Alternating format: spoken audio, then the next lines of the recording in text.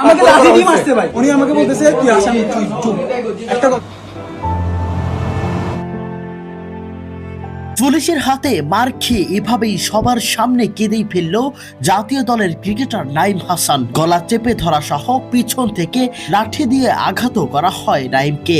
শত শত দর্শক নাইম হাসানকে চিনলেও নাইমকে আঘাত করা থামায়নি ট্রাফিক পুলিশ। বর্ণনা করতে গিয়ে নিজের আবেগ ধরে রাখতে না পেরে এক পর্যায়ে কেঁদেই ফেললেন টেস্ট খেলুয়া এই ক্রিকেটার। ডিপিএল ম্যাচ শেষে বাড়ি ফিরছিল নাইম। রাত তখন বাজে 10:10। পরিচিত সবাই নাইমকে বাসায় ফিরতে কোনো গাড়ি না পেয়ে সিএনজিতে তুলে দেয়। ঘটনার সূত্রপাত ওখান থেকেই। একটু পরেই ওই সিএনজিতে আরো একজন পুলিশ ওঠে এবং একটু টোলের স্থান দেখেই সিএনজি থামানো হয় এবং নাইম হাসানকে হেনস্থাও শুরু করে তখন থেকেই। দু এক কথা বলতে গিয়ে প্রথমে পুলিশের ধাক্কা খেতে হয় নাইমকে, এরপর লাঠি চার্জ সহ আরো বিভিন্ন ধরনের আঘাত করা হয় জাতীয় দলের এই ক্রিকেটারকে।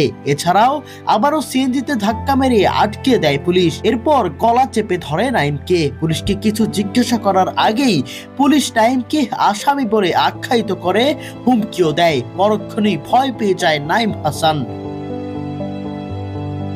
এই ঘটনায় ওখানে অবস্থানরত প্রায় 100 জন দর্শক নাইম হাসানকে চিনলেও থামেননি পুলিশ।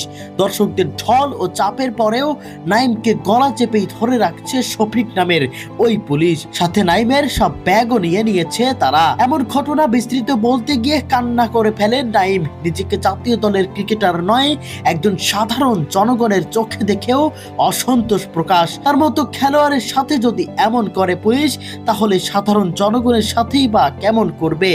এমন ঘটনায় ইতিমধ্যেই উত্তাল ক্রিকেট অঙ্গনে। বড় বড় ক্রিকেটাররা সহ বাংলাদেশের ক্রিকেট বোর্ডের সভাপতি তামিম ইকবালও এ বিষয়ে নিন্দা জানিয়েছেন। প্রিয় দর্শক, আপনাদের কাছে কি মনে হয় নাইম হাসানের সাথে ঘটে যাওয়া এমন ঘটনা আপনারা কেমন চোখে দেখছেন?